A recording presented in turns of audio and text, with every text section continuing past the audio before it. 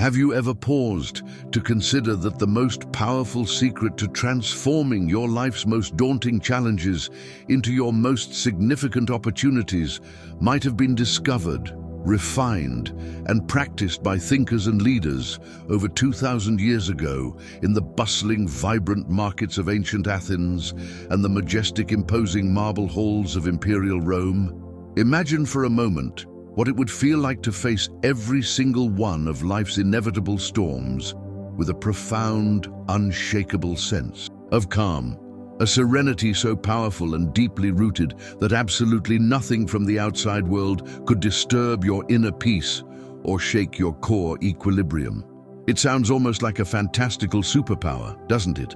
Well, I am here to tell you that this is not merely a fantasy or a distant dream. This ancient superpower is, in fact, a deeply practical and profoundly insightful philosophy known as Stoicism, a school of thought that remains just as applicable and transformative in our complex and modern world as it was in the times of its inception. Stoicism, at its very heart, teaches us a simple yet radically empowering truth.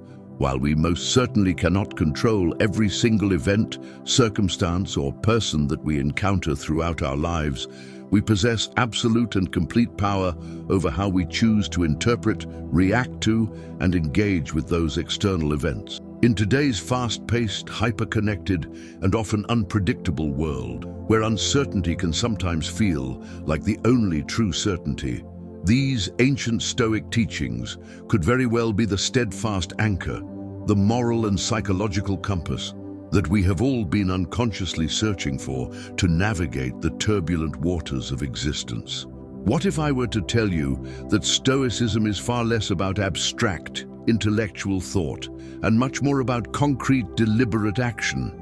It is about consciously building and living a life that is filled with deep purpose, unwavering resilience, and authentic happiness, no matter what unexpected obstacles or difficulties life decides to throw your way.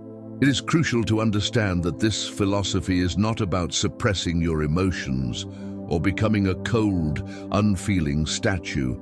Rather, it is about developing a nuanced understanding of your emotions, learning to manage them with wisdom and grace, and thereby leading a more balanced, fulfilling, and meaningful life. So whether you're currently dealing with overwhelming stress, facing significant adversity, or you are simply looking to discover more joy and contentment in your everyday routine, I strongly encourage you to stick around for this entire exploration. Today, we are going to be diving incredibly deep into the vast ocean of Stoic philosophy, diligently uncovering its timeless wisdom and actively discovering how it can fundamentally transform not just the way we think about the world, but the very way we choose to live our lives from one moment to the next.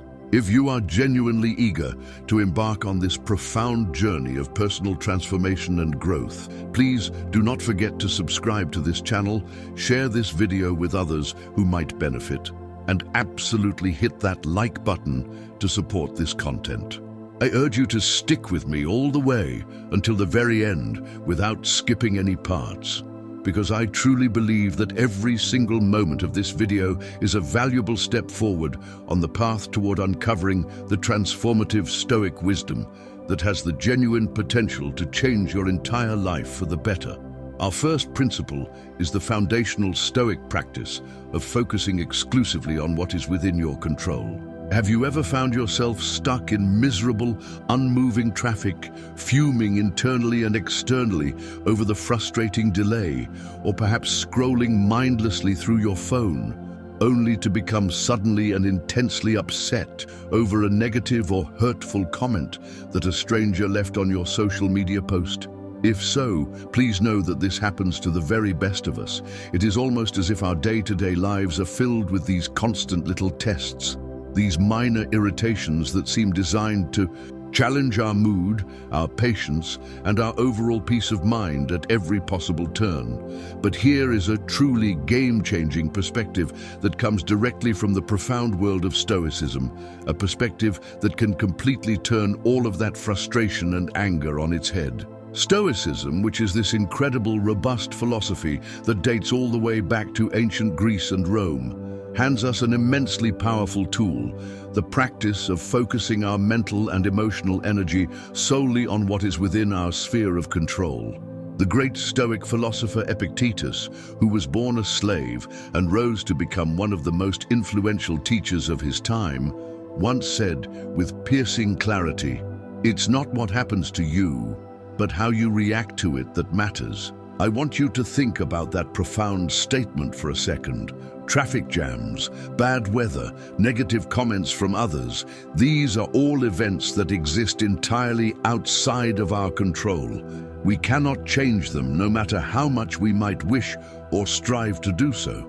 However, what we can absolutely change, influence, and master is our reaction to these external events. This powerful idea is not just some piece of ancient wisdom. It is a concept that is strongly backed by modern psychology as well. Carl Jung, a giant in the field of psychology and psychoanalysis, famously stated, "I am not what happened to me, I am what I choose to become." This aligns perfectly with the core Stoic practice. It is all about recognizing and internalizing the fact that the only real lasting power we have in this world is over our own reactions, our own thoughts, and our own subsequent actions. Let's break this down into a more practical, everyday example. Imagine once again that you are sitting in that traffic jam, running late for an important meeting. You have a clear choice in that moment. You can spend that time stewing in your anger, honking your horn futilely, and working yourself into a state of intense stress, which, let's be completely honest, will not make the cars ahead of you move any faster.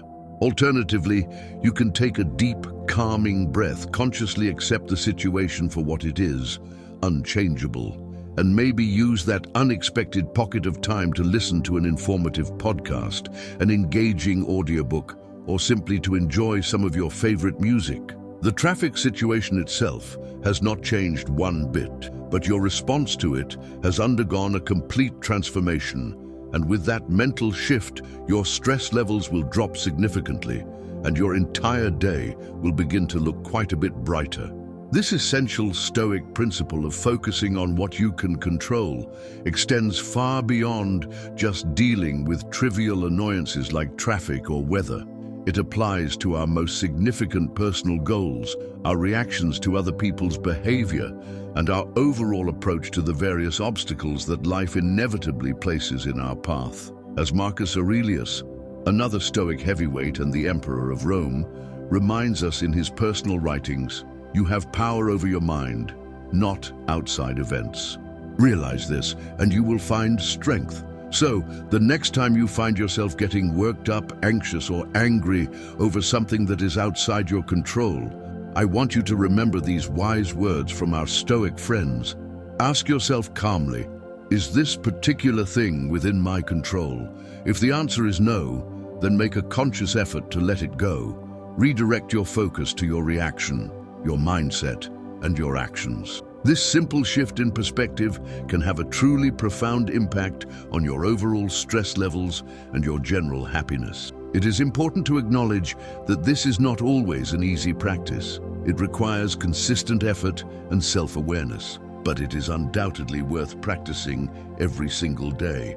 Remember, the goal is progress, not perfection. As we gradually learn to focus more and more on what is within our control, we will find ourselves not just passively surviving life's many challenges, but actively thriving in spite of them. This leads us directly into our second Stoic lesson, the art of embracing obstacles as opportunities. At first glance, this sounds completely counterintuitive, doesn't it? Most of us have been culturally programmed to view obstacles as nothing more than annoying barriers to our success and happiness. But profound Stoic thinkers like Marcus Aurelius, Seneca, and Epictetus flip this entire narrative on its head. They encourage us to adopt a different mindset. When life throws you a curveball, instead of reflexively asking, "Why me?" try asking, "What can I learn from this situation?"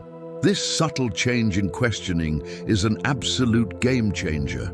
Marcus Aurelius, the Roman emperor who penned his private thoughts in what we now know as Meditations, wrote, The impediment to action advances action. What stands in the way becomes the way. What he means here is that every single obstacle we face, no matter how daunting or discouraging it may appear, not only tests our resilience and character, but also teaches us invaluable lessons that we might not learn otherwise. It is about diligently searching for the silver lining in tough situations and using that insight to fuel our personal growth and development. This perspective is not just some ancient philosophical musing. It is a concept backed by modern thinkers as well. The famous psychologist Carl Jung said, "What you resist persists." By fighting against obstacles, by resenting them, we inadvertently give them more power over us.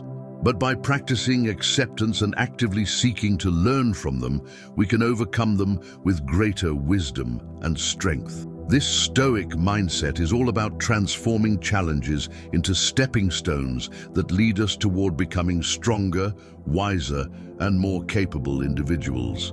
Let's make this practical with a real-world example. Imagine you are facing repeated rejection in your job applications. It is incredibly easy to fall into a spiral of self-pity, doubt, and negative thinking. But what if you made a conscious effort to view each rejection not as a personal failure, but as valuable feedback? Maybe there is a specific skill you need to improve, or perhaps you need to develop a new strategy for your job search. That simple shift in perspective can turn what feels like a series of failures into a productive path for professional development and growth. Another common example is dealing with personal conflicts. Arguments and disagreements are uncomfortable and stressful for everyone involved. However, they also offer a unique chance to practice patience, empathy, and communication skills. Every disagreement is an opportunity to understand different viewpoints and to refine our ability to resolve conflicts peacefully and effectively. The essence of embracing obstacles as opportunities lies in training ourselves to ask, "What can this situation teach me?" rather than defaulting to a victim mentality. Instead of seeing ourselves as passive victims of circumstance, we become active learners and proactive problem solvers. This does not mean that facing obstacles suddenly becomes easy or enjoyable. It will always be challenging. But it does mean that we can learn to approach them with a mindset geared toward growth, learning, and eventual mastery. Epictetus once said, "It's not what happens to you, but how you react to it that matters." This is the very heart of Stoicism. It's about seeing beyond the immediate pain or frustration of an obstacle and finding the hidden lessons and opportunities it presents. So, the next time you are faced with a challenge, whether big or small, try to pause for a moment and reframe it. Ask yourself what you can learn from the situation and how it can ultimately make you a stronger and wiser person. Remember, obstacles aren't just hurdles to overcome. They are opportunities to grow. By adopting this Stoic mindset, we can navigate life's inevitable ups and downs with more grace, resilience, and wisdom. Now, let's explore the third principle, living fully in the present moment. This is something we hear about all the time in various self-help contexts. Live in the now. But what does that phrase really mean, and why is it so important for our well-being? Living in the present moment is about fully embracing, experiencing, and appreciating where you are at this very second, not allowing your mind to constantly wander off to the worries of tomorrow or the regrets of yesterday. It is about realizing that life, with all its beauty, challenges, and surprises, happens right here, right now, not in the past or the future. This concept is not new. It has been a cornerstone of Stoic philosophy for millennia, echoed by great minds like Marcus Aurelius, Seneca, and Epictetus, and it has been reiterated and supported by modern psychologists and thinkers. Marcus Aurelius once said, "Do not dwell in the past, do not dream of the future, concentrate the mind on the present moment." He understood that the power of living in the present lies in its ability to ground us, to clear our minds of unnecessary distractions, and to allow us to fully appreciate the richness of life as it unfolds before us. But why is it so hard for us to stay present? Our minds are often cluttered with an endless stream of thoughts, worries about what's coming next, or replaying events that have already happened. This constant mental noise pulls us away from the beauty and potential of the here and now. As the famous psychologist Carl Jung put it, the least of things with a meaning is worth more in life than the greatest of things without it. Living in the present moment gives meaning to the small, everyday experiences, enriching our lives beyond measure. Aristotle also talked about the importance of being mindful of the present to achieve eudaimonia, a state of being happy, healthy, and prosperous. He believed that by focusing on the here and now, we could live a more virtuous and fulfilling life, making the very most of our human experience. So how can we practice living in the present in our daily lives? It starts with mindfulness, which is the art of paying attention to the present moment without judgment. When you eat, take the time to actually savor each bite. When you walk, notice the feeling of the ground beneath your feet. When someone is speaking to you, listen actively and with full attention instead of planning what you're going to say next. These simple acts of mindfulness can bring us back to the present, making our lives richer and more meaningful. Seneca offered this wisdom. True happiness is to enjoy the present without anxious dependence upon the future. He understood that anxiety about what's to come only serves to diminish our current happiness. Living in the present isn't about ignoring the future or forgetting the past. It's about finding a healthy balance where we learn from our past experiences and plan for our future without letting those activities consume our present moment. It is in this balance that we find genuine peace and contentment. Remember, every moment is an opportunity to reset and refocus on the now. It's in the present that we truly live, love, and create lasting memories. So let's make a conscious daily effort to be more present in our lives. Let's cherish the now, for this moment, right here, is where life truly happens. Our fourth Stoic lesson is the practice of building self-discipline. I know that the word self-discipline might initially bring to mind images of rigid schedules, deprivation, and a life seemingly devoid of spontaneity and fun. But let's work together to reshape that picture. Self-discipline is not about restricting your life. It is about empowering yourself to make conscious choices that align with your deepest values and long-term aspiration. It's about consistently choosing what is truly right for you, not merely what is easy or convenient in the moment. At its very core, building self-discipline is about achieving mastery over ourselves. It's about developing the ability to say yes to things that serve our greater good and no to things that don't, even when it's tough and requires sacrifice. Think about it, whether it's sticking to a workout routine, saving money instead of giving in to impulse buying, or turning off the television to focus on an important project.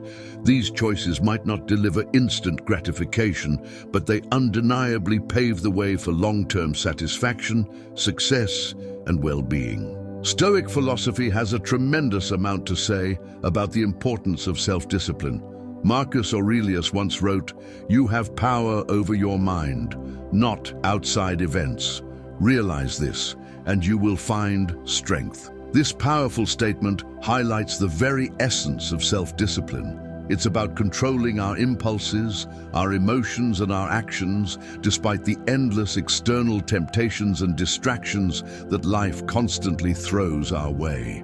Seneca also offered timeless wisdom on this subject. He advised us to be steadfast and to control our desires, rather than allowing ourselves to be controlled by them. He understood that true freedom comes from within, from our ability to govern ourselves and our appetites. But why is self-discipline so critical?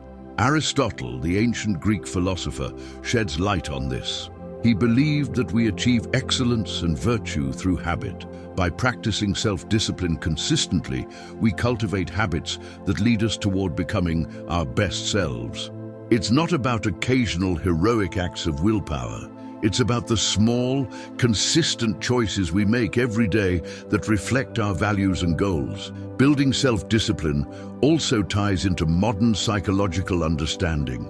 Carl Jung, a pioneer in psychology, emphasized the importance of integrating all aspects of our personality to live a whole and fulfilling life. This integration requires self-discipline, as we must learn to navigate the often conflicting desires of different parts of our psyche, choosing paths that contribute to our overall well-being and growth. So, how can we start building self-discipline in our daily lives? The key is to start small. Pick one area where you want to see improvement, whether it's your diet, your exercise routine, your spending habits, or your time management. Set clear, achievable goals for yourself and take it one day at a time. Remember, every time you make a choice that aligns with your long-term goals, you are strengthening the muscle of self-discipline. Epictetus reminds us, no great thing is created suddenly. Self-discipline is built through small, consistent actions. It's about progress, not perfection. Every single day presents new opportunities to practice self-discipline, to choose actions that move us closer to the person we want to become. Building self-discipline is a journey, not a destination. It's about finding a healthy balance between what we want now and what we want most. It's about making choices that might be difficult in the moment, but will bring us closer to our goals, our happiness, and our inner peace in the long run. So let's commit to this journey together, supporting one another in choosing what is right, not merely what is easy. Remember, in the realm of self-discipline lies the path to achieving our dreams and living a life we can truly look back on with pride and satisfaction. This brings us to our fifth principle, developing emotional resilience. When life throws its inevitable curveballs, we all experience a whirlwind of emotions.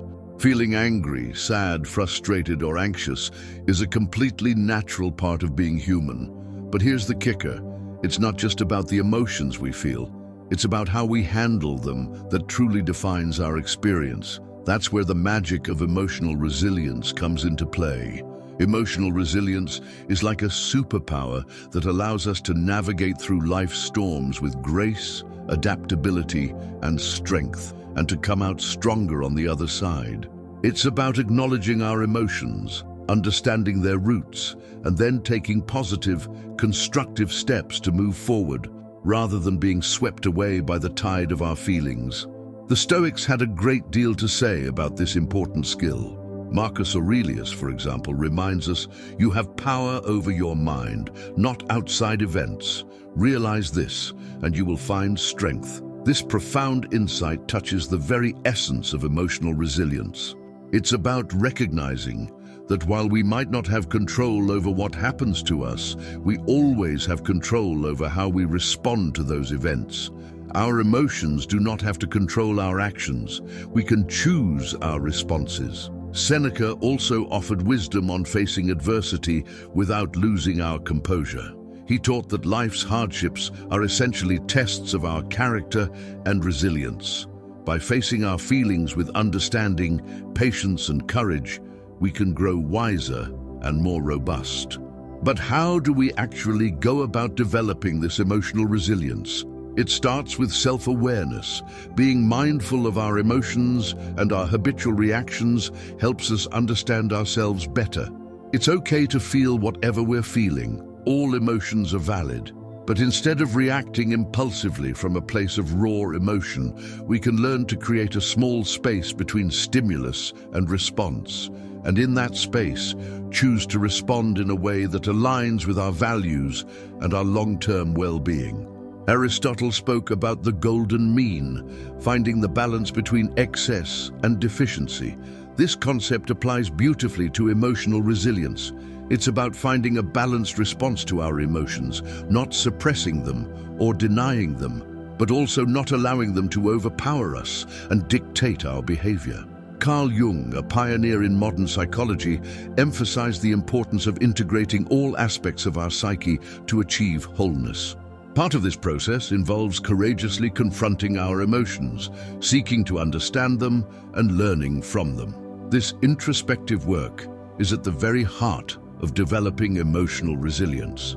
So, what can you do when you find yourself in the grip of strong, overwhelming emotions. First, give yourself permission to feel them fully.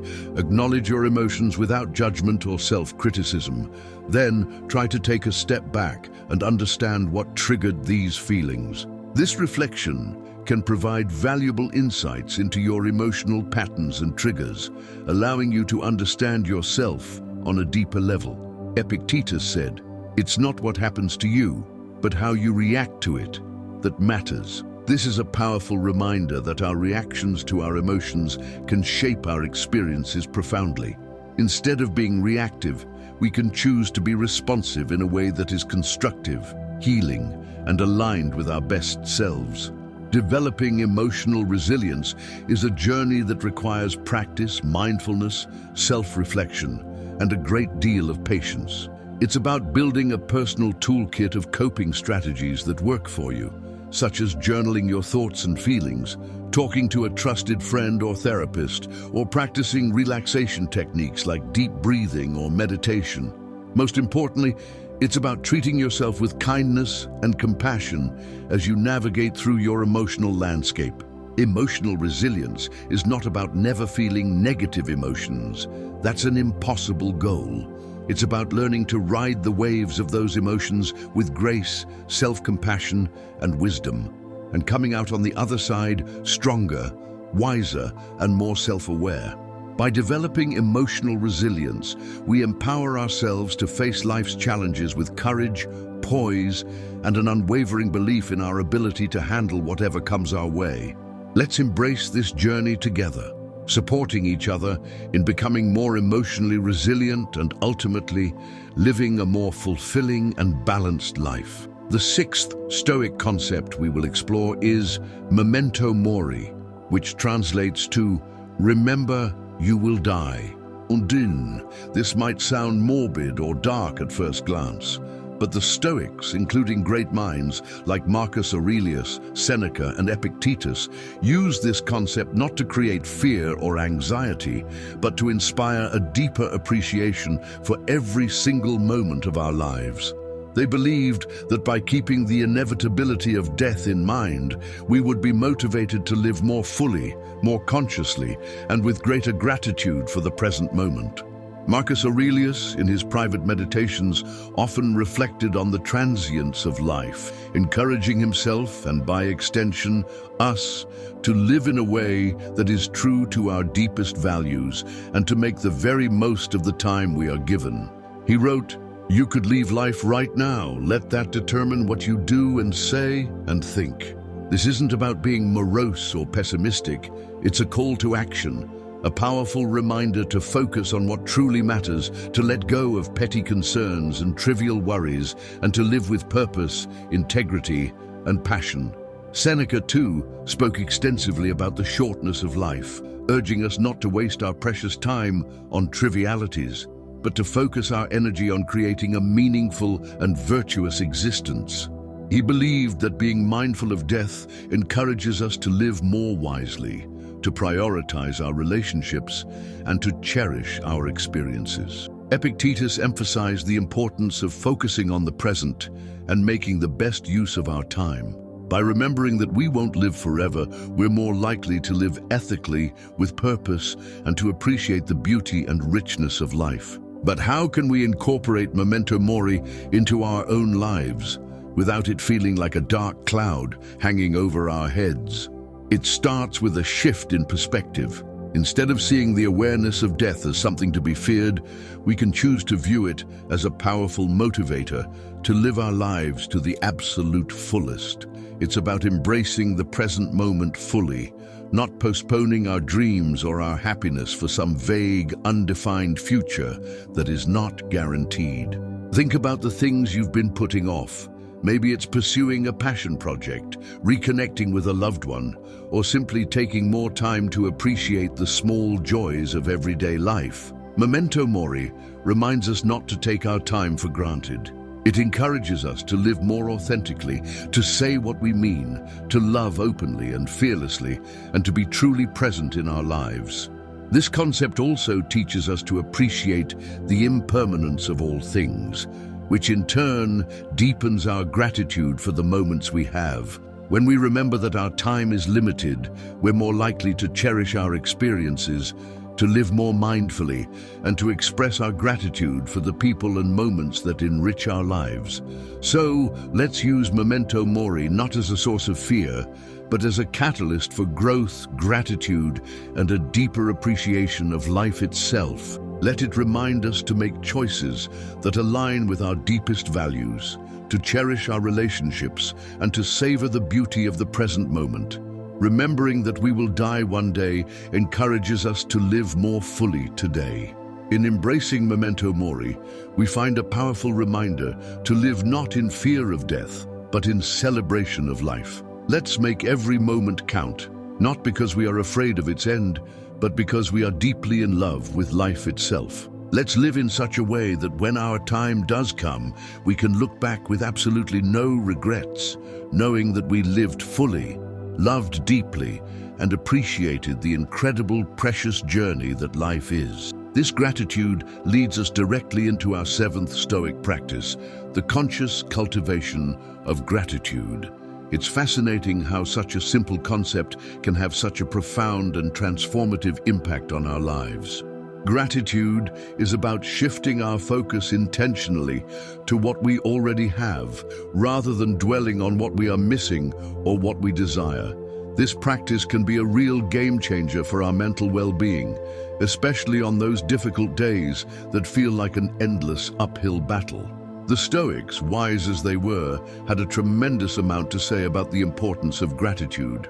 They believed that genuine happiness doesn't come from acquiring more possessions or achievements, but from appreciating what we already have. Marcus Aurelius often wrote about the importance of focusing on the present and finding joy in the simple things. He said, "When you arise in the morning, think of what a precious privilege it is to be alive, to breathe, to think, to enjoy, to love." This is gratitude in its purest form, recognizing the inherent value of life itself and the many gifts it offers us each and every day. Seneca talked about how our endless desires can lead us astray, always chasing after more and never finding true satisfaction. He suggested that by focusing on what we already have, and by understanding that the best things in life are often already within our grasp, we can find real and lasting contentment.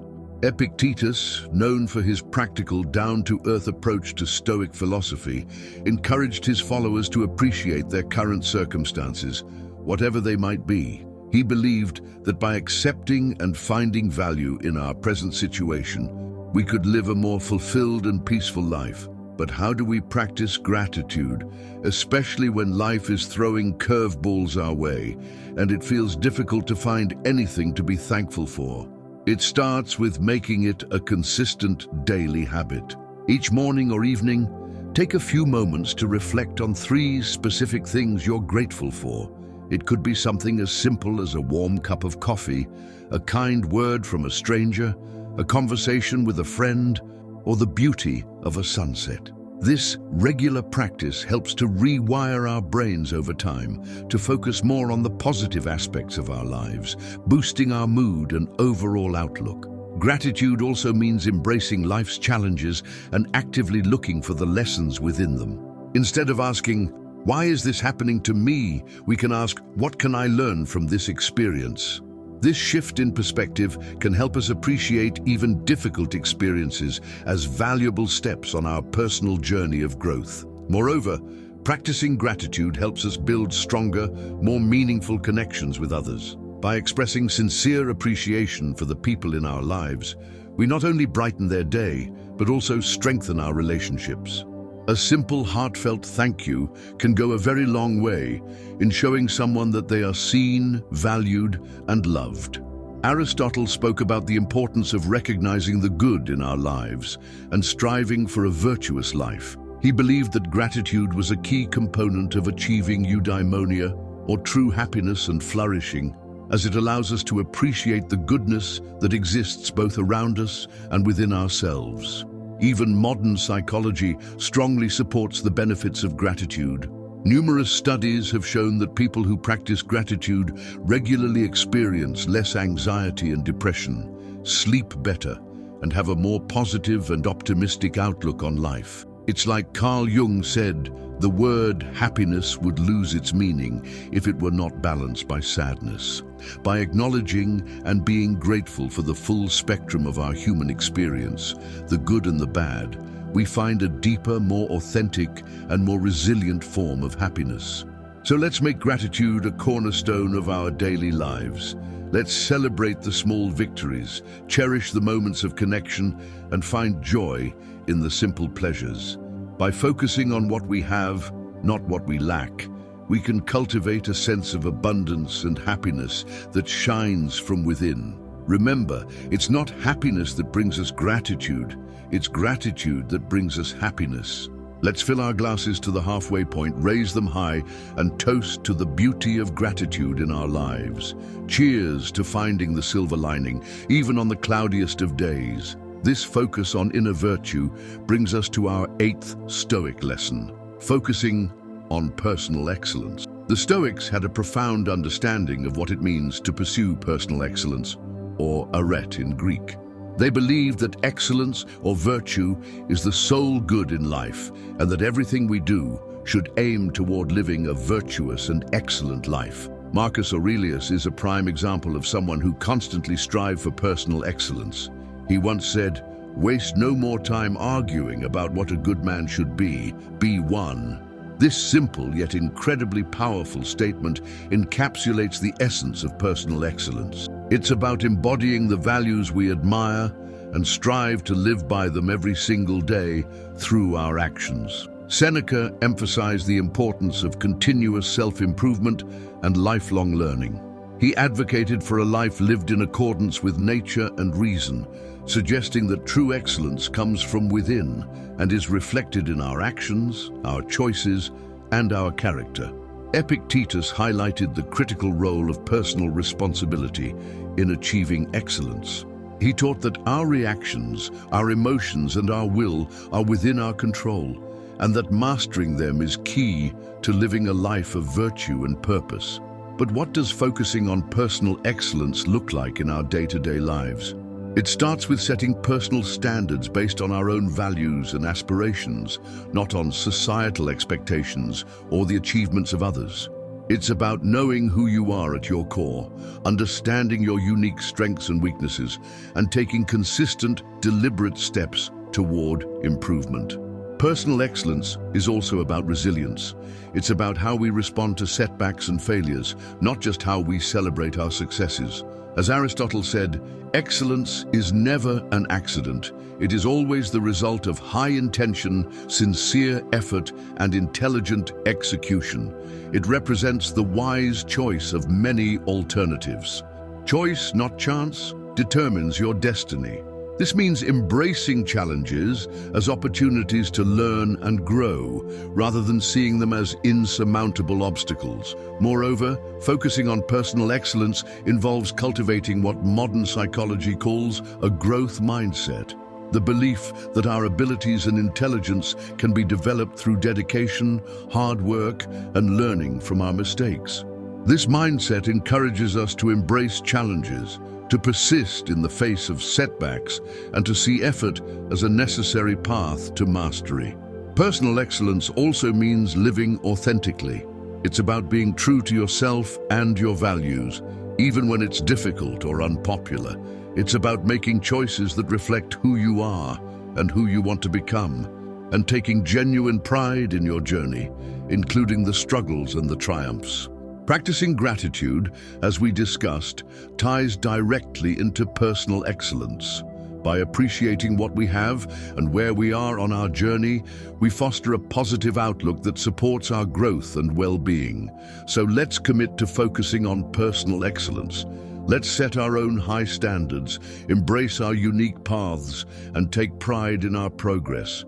Remember, it's not about being perfect. It's about being proud of who you are and how you choose to live. It's about celebrating your efforts, learning from your experiences, and always striving to be the best version of yourself. Together, let's make personal excellence not just a goal, but a way of life. This journey toward excellence requires that we learn our 9th lesson, not caring excessively about what others think of us.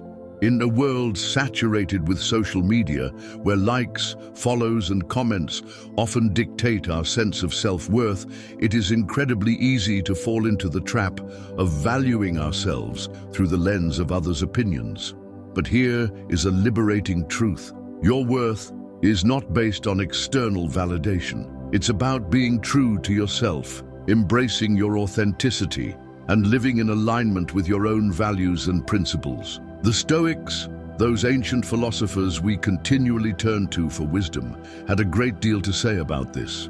They taught that our inner peace and freedom come from focusing on what is within our control, our actions, our thoughts, our integrity, not the fluctuating, often fickle opinions of others. Marcus Aurelius wisely stated, "I have often wondered how it is that every man loves himself more than all the rest of men, but yet sets less value on his own opinion of himself than on the opinions of others." This striking observation highlights the paradox many of us live with.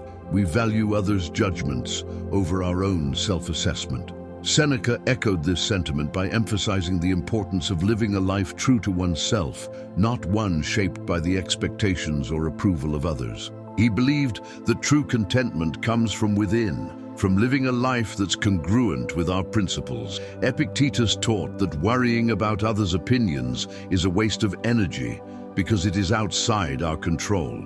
He encouraged focusing instead on our own actions and on living virtuously, as that's where our true power lies. So how can we start caring less about what others think and more about being true to ourselves? First, it's about understanding that you are the author of your own life story. You have the power to define your worth, not society, not your social media followers, not even the people closest to you. It's about grounding your self-esteem in who you are, the values you stand for, the kindness you spread, and the effort you put into being your best self. Second, practice regular self-reflection. Ask yourself, whose life am I living? Am I making choices based on my own desires and values, or am I trying to fit into someone else's mold? Reflecting on these questions can help realign your actions with your true self. Third, embrace vulnerability. Being true to yourself means being open about your flaws and imperfections. It means understanding that perfection is an illusion and that it's okay to be a work in progress, to make mistakes, and to learn from them. This authenticity attracts the right people into your life, those who appreciate and value the real you. Moreover, remember the words of Aristotle, who spoke about the golden mean, finding balance in all things. Applying this to our concern for others' opinions, it's about finding a healthy balance between considering constructive, helpful feedback and maintaining our autonomy and self-worth. Incorporating a Stoic mindset into our lives means understanding that our worth is determined by our virtues, our actions, and our commitment to living a meaningful life, not by external accolades or approval. It's about building a strong inner fortress that remains unshaken by the fleeting opinions of others. Let's commit to valuing ourselves for who we truly are, not for the likes, follows, or approval we receive from the outside world. Let's be courageous in our authenticity, living lives that resonate with our deepest truths. Remember, your worth is inherent and unique. By being true to yourself, you shine your light in the most genuine way possible. Let's not just navigate life, but thrive in it with the confidence that comes from knowing we are living authentically, aligned with our values, and true to ourselves. This self-assurance allows us to embrace our 10th Stoic lesson, accepting change. Here's the thing, accepting change is not just necessary, it is absolutely vital for our growth, happiness, and peace of mind. The reality is that the only true constant in life is change. Learning to go with the flow and embrace life's inevitable shifts makes navigating through them less scary and more of an adventure. The Stoics had an incredibly healthy and realistic perspective on change. They saw it as a natural, inevitable part of the universe's rhythm.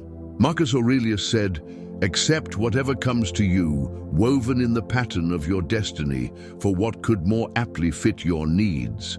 This profound acceptance of change as part of the fabric of life helps us understand that each change, whether we initially perceive it as good or bad, has its place in our story. Seneca taught that becoming too attached to our current circumstances, whether they are favorable or not, can lead to disappointment, because inevitably those circumstances will change. He advised us to be flexible, adaptable, and to understand that change is not just a part of life, but a necessary component of our personal development and happiness. Epictetus encouraged us to distinguish between what we can control and what we cannot. He pointed out that while we can't control external events, including change, we can always control our attitudes and responses towards them. This mindset is incredibly empowering when it comes to dealing with change. It's about focusing on our responses, finding the opportunities for growth within the change, and moving forward with resilience and grace. But how can we become more accepting of change in our practical lives? First, by acknowledging that change is inevitable. It is the natural order of things. Everything around us is in a constant state of flux. Seasons change, people come and go, technologies evolve, and our very cells are renewing themselves as we speak. Embracing change means embracing life itself in all its dynamic glory. Second, by practicing mindfulness. Being present in the moment allows us to appreciate our current experiences without clinging to them too tightly. This awareness creates a psychological space for acceptance when those experiences inevitably evolve or come to an end. Stay stoic. Subscribe.